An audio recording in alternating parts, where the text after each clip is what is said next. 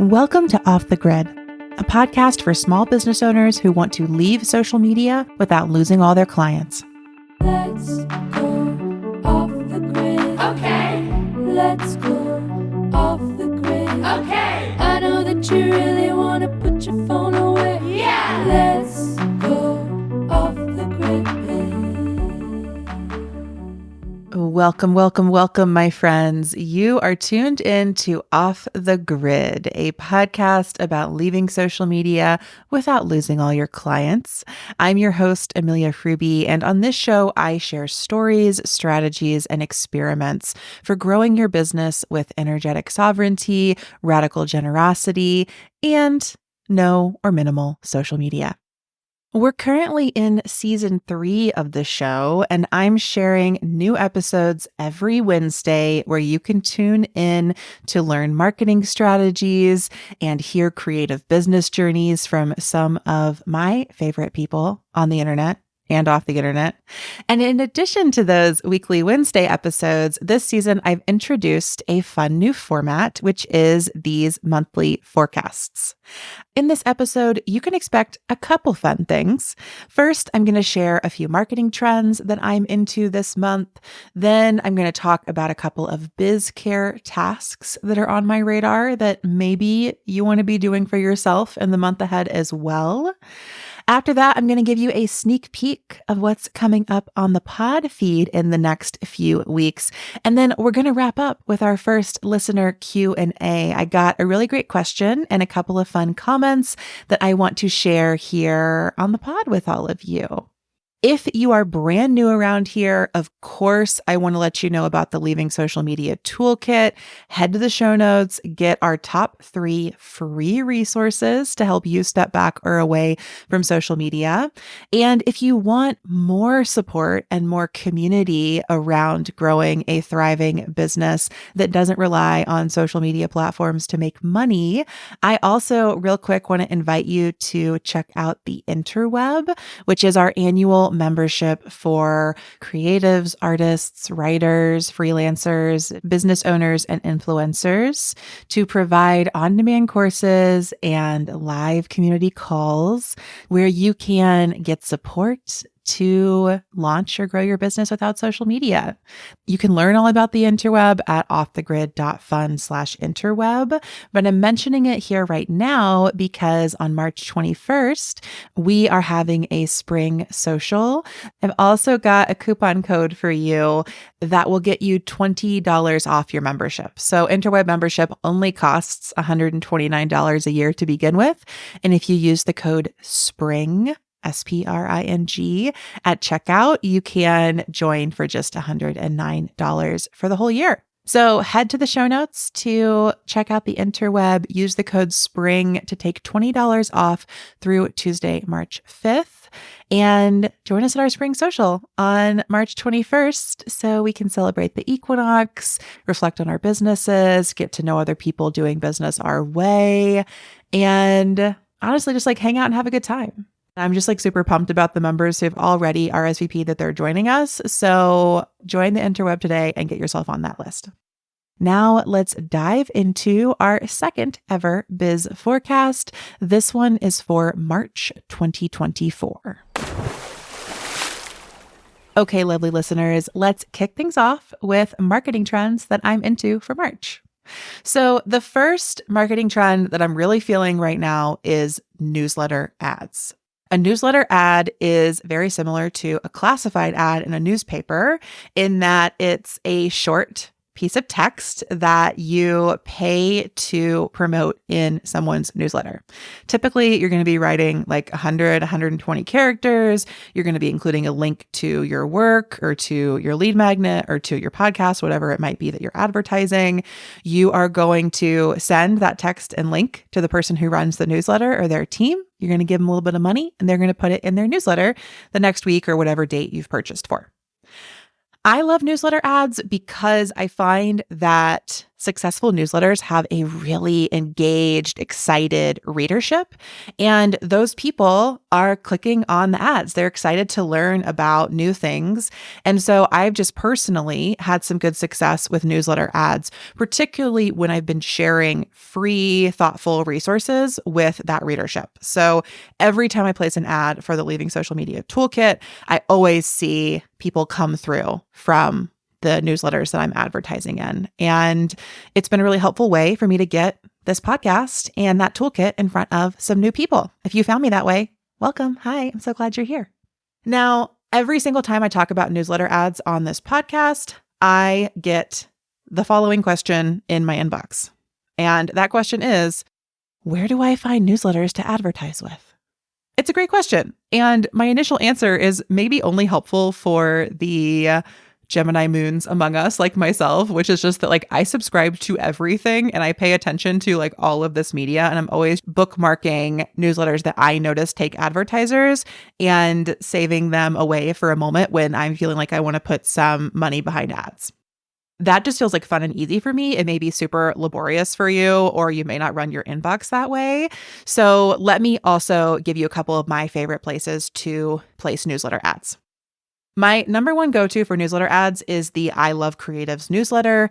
They send out a weekly letter to their list of thousands and thousands of creatives in all sorts of industries, and you can purchase an ad in that for as little as $20. So I've really found that that is a great place to start out with ads and to test ads, like to be like, okay, does this copy work better than that copy? Does it work better to advertise my free thing or my podcast or my services? Like I love the I Love Creatives newsletter as a way to figure out like what's the best message and what gets the best click-throughs before I might go advertise in a more expensive newsletter like this next one that I love, which is Ann Friedman's newsletter. So Ann Friedman is a journalist and someone I think of as like an OG podcaster. She co-hosted Call Your Girlfriend with Aminatou Sow, and she runs a weekly newsletter that has, I think, like 50,000 something subscribers, maybe more by now. I'm not sure. You can check her website for that information. And her ads cost something like $100 or $150 or something to place each week. So that can be another great place to get your work in front of new people. And then for my pod friends out there, for people who have a podcast or have business services for podcasters or whatever it may be, I have two places I love to place podcast related ads. One is the Podcasting by the Moon newsletter run by Alexandra of Podraland. She's a friend. I love to place ads in her newsletter, and I find that it just brings through some really lovely aligned people. And then I also place ads in Pod News, which is an industry newsletter that goes out daily and just has a lot of traffic. So those are some of my favorite places to place ads. For this episode, I was also like, aren't there databases or like search engines? Like, hasn't somebody built a business where I can like search for newsletters to advertise in? I've tried to look for this multiple times, and I think it's been a real hole in the market. Currently, the best one I found is called Paved, Paved. And it looks like they have a huge list of newsletters that you can search by topic, and then you can place ads in them. So I've found a few interesting looking newsletters when I was searching through there. And if you are on your own newsletter ad journey, I will link it in the show notes for you. Okay, enough about newsletter ads. What is another marketing trend that I'm into right now? As spring is sprunging, I noticed that I am reading more than ever. It's like spring comes and my brain turns on and I'm like, let me take in all of the information. I want to learn things. And so I have really been enjoying this list of marketing and business books by women and non-binary writers that was collected by my biz coach, biz friend, and pod sponsor, Jessica Lackey. So Jessica has been doing the goddess's work and creating this really beautifully curated list of marketing and business books that are not written by men. And you know what? There are some great marketing and business books written by men out there, but so often they are the only ones referenced and boosted when people talk about learning about marketing or business. And I just think it's so important that we are taking in information and learning from people who share more of our experiences and who do business in the ways that we want to do business. And for me, that means that I don't necessarily want to be reading business books written by people who are deeply embedded in corporations or who come from, familial wealth that I don't have access to. Like, I want to read business books that are written by people who I can relate to and who have knowledge that I can learn from in ways that make sense in my lived experience. So that's all to say, this list by Jessica is great. I will link to it in the show notes. I highly encourage you to pick a few favorites, purchase through her bookshop affiliate links, give her all the love, and learn from a few more diverse business and marketing experts this month. This takes me to my third marketing trend that I am really loving this month, which I don't know if it's really a trend. Maybe it's just actually like a core value, but it's been feeling really important to me. And I've been reminded of it as we're in this transition from Black History Month to Women's History Month. And that trend is creating content from our point of view to resonate with our community. And the way this came up for me is that I was reading a post by Edison Research that was about podcast listening among Black listeners. And in their research, they found that of the top 10 shows for Black podcast listeners, 6 of them were helmed by Black hosts. And this got me thinking about, okay, if I just go to like Apple's top 10, are any of the top 10 overall hosted by Black podcasters? And so I pulled that up this morning and went through it, and I was like, well, no. Of these top 10 shows, we've got Joe Rogan at number 1. We've got Crime Junkie at number 2, The Daily at number 3. We've got Call Her Daddy on there, Huberman Lab on there, Smartless on there. So of the top podcasts, they're just predominantly hosted by white men. And that is a consistent trend that we can see across podcasting and I think across many industries. And I was thinking about that in conjunction with a question I got from a client recently that was kind of about, I want to share more productivity and wellness content, but I feel like there's so much of it out there. Like, does my voice matter in this space? And that client was not a cis white man. And so I was like, yes, like your voice matters very much. And in fact, there are people like us out there who are seeking out podcasts that are not from these like societally dominant perspectives. And so this is my third trend of the month. And I guess, again, it's a core value. It's an encouragement. But I really just want us all to be taking seriously that it's important to create content from our point of view for our communities. And that doesn't mean we don't listen to content made by people who are super different than us or podcasts hosted by folks whose lived experience we'll never know or understand. In fact, I think it's important to be listening to a diverse array of podcasts or reading a diverse array of books or watching a diverse array of movies. Like, I think all of that's important, but we can't let these dominant voices keep us out of these spaces. And what I think this Edison Research survey shows, in just like a really broad way, is that Black listeners are seeking out Black podcasters. No matter what the topic of the show might be, they want to connect across all these aspects of their experience. And I think that for us, that can mean that your community is seeking out your perspective. And especially if we belong to marginalized communities across any aspect of identity, it's important to be sharing from those perspectives for those perspectives.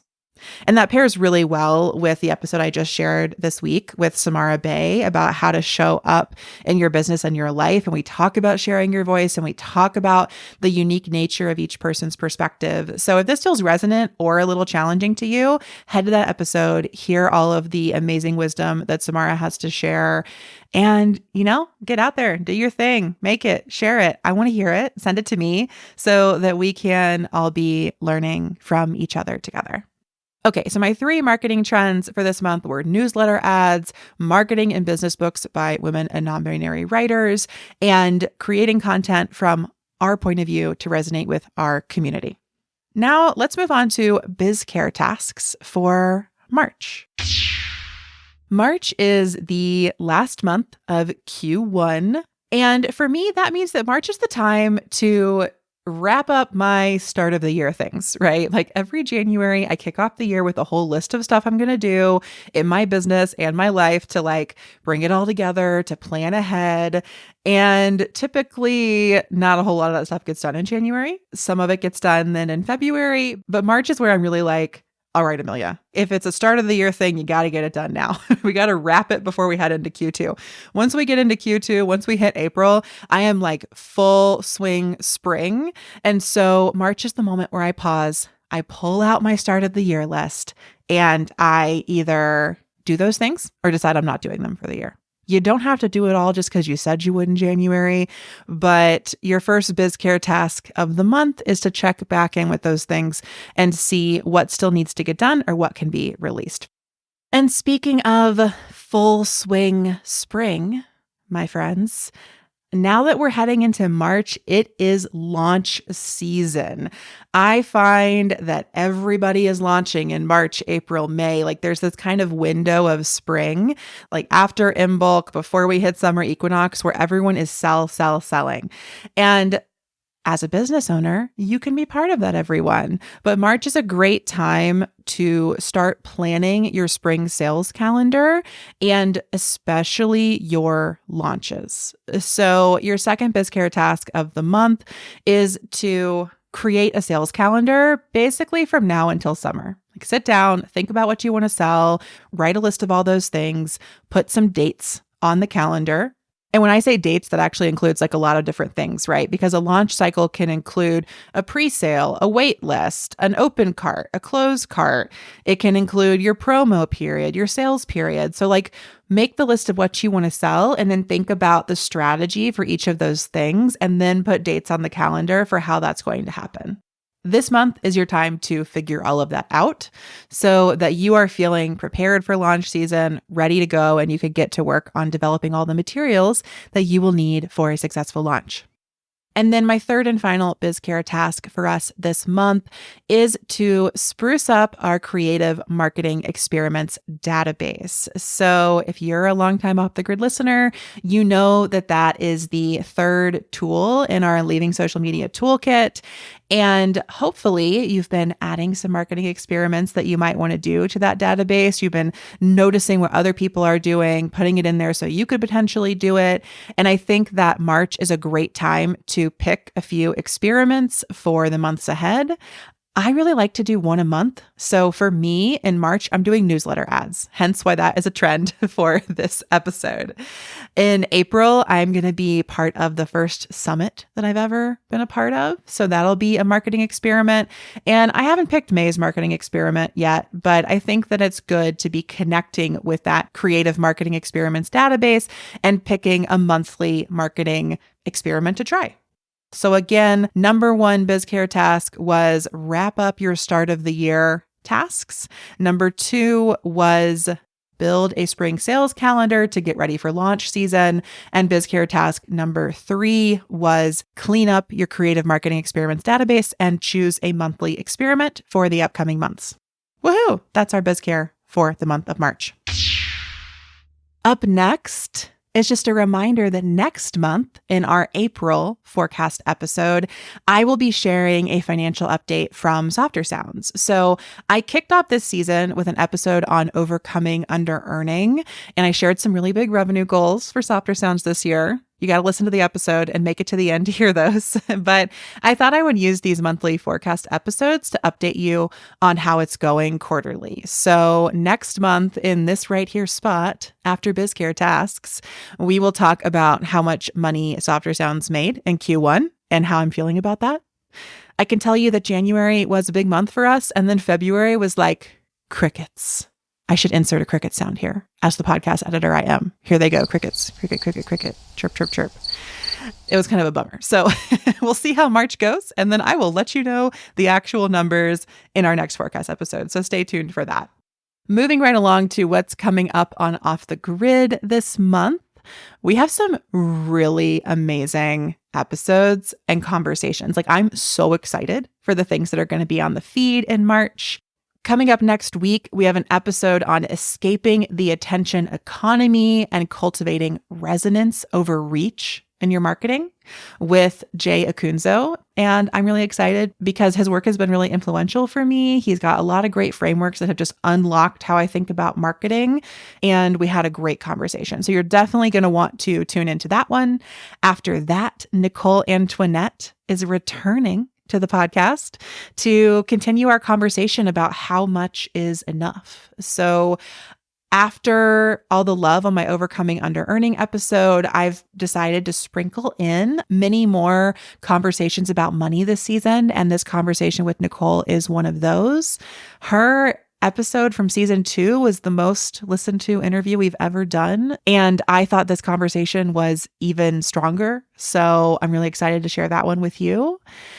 And then I'm going to have Yaro Magdalena on the podcast right after the spring equinox to talk about embracing seasonality in our businesses and some ways that we can shift from winter to spring and support our bodies, our businesses, our energy in that process. So those are 3 interviews we have coming up. And then at the end of March, I'm going to do a big solo episode on how to launch your next big thing, whatever that might be, without social media. So that's going to be a great episode on the pod feed. And it's also going to be a new mini course inside of the interweb. So much great stuff coming up this month. Definitely make sure you're subscribed, get your friends subscribed. And as someone who's already recorded all those conversations, I just know that you're going to love it. Like, stay tuned. It's going to be so good. Get excited. I can't wait. Now we head into our final segment of the monthly forecast episode, maybe the most exciting segment we have, which is our listener Q&A. So after the February forecast, where I made a big call for questions that is still out there, send me an email, drop me a voice message. Links are in the show notes to do that. I want to answer your questions. But after February's episode, this question came through from Marika of Energetic Ecology. Here's the question. How do you decide which content of yours should be offered for free via the podcast, lead magnets, or resources on your blog? What you offer freely is of high value, but how do you give just enough and not too much to help build trust while potentially boosting sales, visibility, etc.? When I read this question, the first thing that came to mind is that Jillian Welch song, Everything is Free Now, because in the spirit of radical generosity, I do give away a lot of free knowledge for softer sounds and for off the grid. I often say to myself that I never want to gatekeep or hold back how to do something. So that reminded me of that song, Everything is Free Now. And then on the opposite end of that, I have worked with 2 clients over the past 6 months where they were doing a lot of free giving and not very much charging for things in their business. And so they weren't making enough money for their business to feel like a reciprocal supportive flow. And with those clients, I inversed this song name and I was like, what if nothing is free anymore? And I don't say that from like a capitalist perspective of like, you got to pay for everything. I say it from like a way of healing the injury of overgiving and pausing and asking yourself, like, what if none of this is free? What would it feel like if I were to charge for everything that I did? I think of it as a spectrum between the everything is free now end and the nothing is free anymore end. And we have to find our place on that spectrum. How much is free? How much is paid? Where does radical generosity live? For me, the spectrum then becomes a web because it is, more than just a single line. It's like this multifaceted ecosystem I'm working with, where in some places there's a lot that I give away for free, and in others there's much less. So one principle I have for this in my own work, particularly in softer sounds, is that I never want to gatekeep the general knowledge of how to do something. I often say, like, I will always tell you how to make a podcast, but I will not do it with or for you for free because my time and my energy in being co-present or asynchronously present with someone is incredibly valuable to me. And it's not something that I'm able to offer freely in the context of my business. And for that to stay in alignment with my values, I end up creating a lot of knowledge-based materials that are freely available on my websites. And in the context of Off the Grid, this whole podcast is free. And, I'll be honest, it's a ton of work. In this context, I am spending a ton of my time creating something that is free, but it is also a creative outlet that feeds and fuels my inner flame. And it is very clearly connected to paid offerings that people can take next steps into to both financially support the work and just receive really great resources and community support. And then I think a final prompt for anyone asking this question might be, where do you feel like you're overgiving and where do you feel like you're not giving enough? Because I find that I'm often asked this question by people who feel that they're not making enough money in their business, or who just outright are not making enough money in their business and have really been burned by the content marketing strategy of make a bunch of free content to get people excited and then get them buying what you created. And that strategy just doesn't work for all businesses. In fact, it's most successful for scaled tech companies. That's really the boom of content marketing has come from that industry. And so when we're applying it in our tiny intuitive businesses, it may just not work. It may end up that we are giving everything away for free. And that's where I think that antidote of what if nothing was free now can be really helpful. And then from that place of nothing is free, building back in the things that feel right to be free, which is probably much less than where you started. And so I have found that for myself, having a free podcast and a free lead magnet feels really good. But you'll also notice that I'm not making any more lead magnets. I made the one and that's it. I do make more episodes of the podcast. They're primarily, at this point, conversations with other people so that I can save some of my own teaching time for my paid interweb members.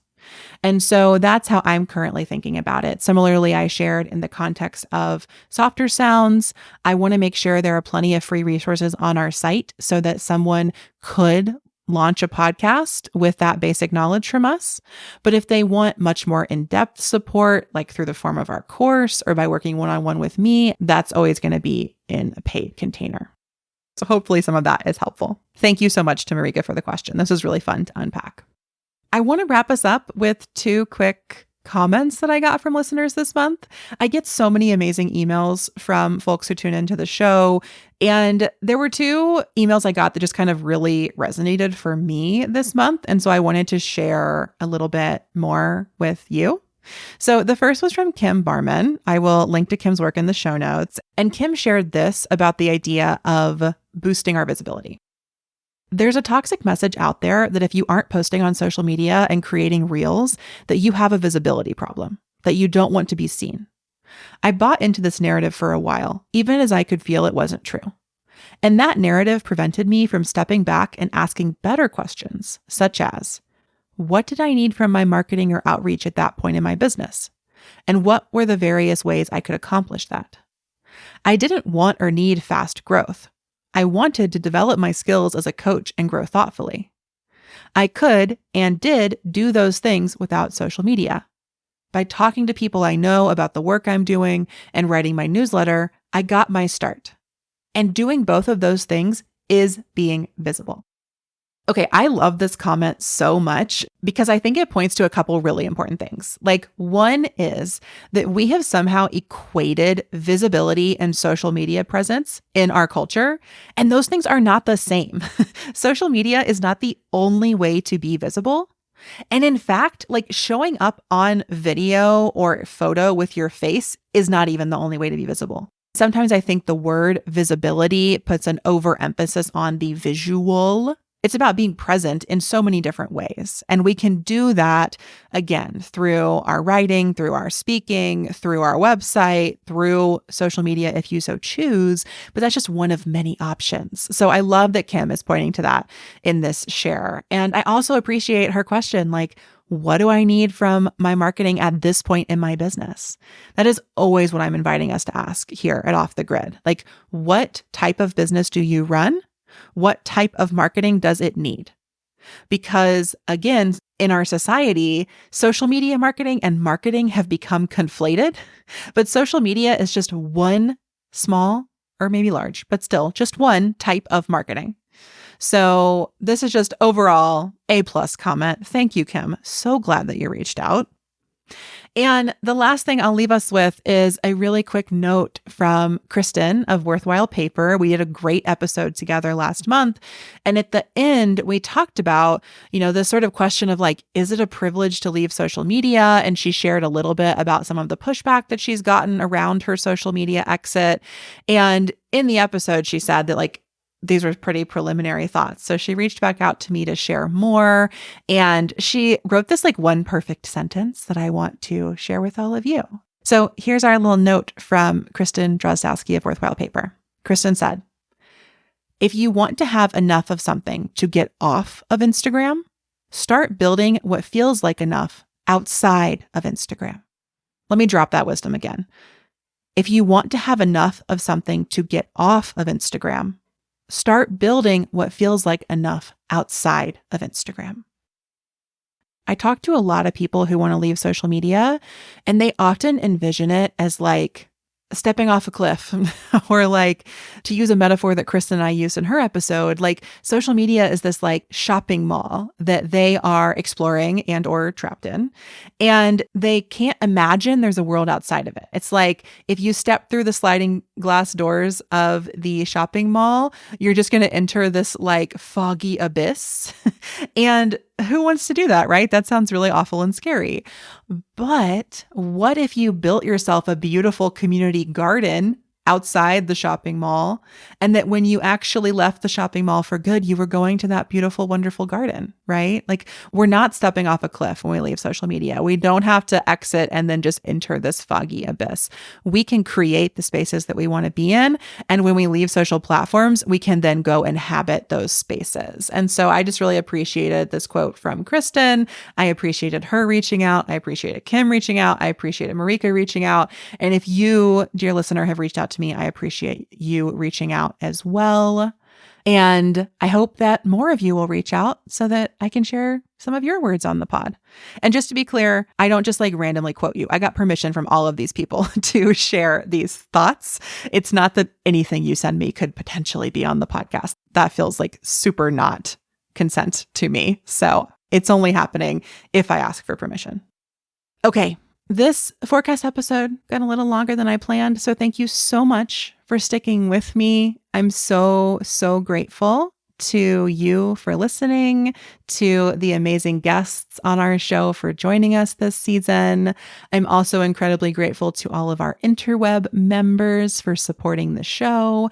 And if you're not a member yet, now's a great time to join. Use the code SPRING to get $20 off your membership if you join by March 5th. Come hang with us at our March social on the 21st.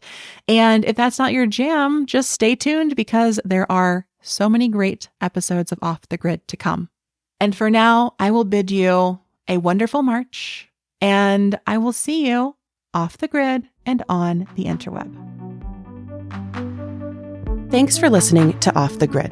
Don't forget to grab your free Leaving Social Media toolkit at offthegrid.fun/toolkit. This podcast is a Softer Sounds production. Our music is by Melissa Caitlin Carter of Making Audio Magic, and our logo is by Natelier Studio.